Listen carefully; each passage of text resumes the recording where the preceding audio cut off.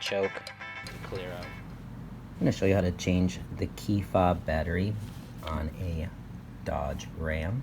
This is, I believe, 2013 to 2018. I'll put the dates in the comments. So first thing you're going to do is you're going to remove, this is your emergency key in here. You're going to see on the back side there's this little spring lever. We're going to push that forward and our key will pull up. So push forward, pull your key out. And you're going to tip this forward and you're going to see the big space where the key was, and then that's that slotted space in the center. You can stick a quarter or a screwdriver in there, and we're just going to twist. And what that's going to do is, you can see it separated the fob. Slide your finger down and gently pull that off. After you've gotten that, there is another little cover. I'm going to get that and pull that off. And now we're left with the control pad, and we'll just pull that up. You can see you have your circuit board under there. We're going to slide this battery out, and you can take it out of the plastic if you want, but there's no need to.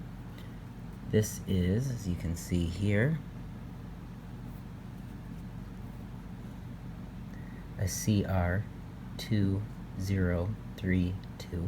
so a CR2032 battery. So you're going to get a new one of those.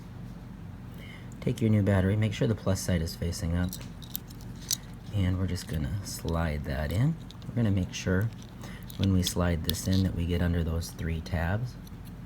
We'll get that seated in there, plus side up. Next we take our cover.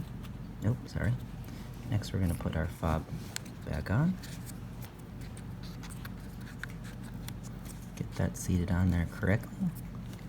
Then we'll take our middle cover, push that on, and we'll follow that with the case.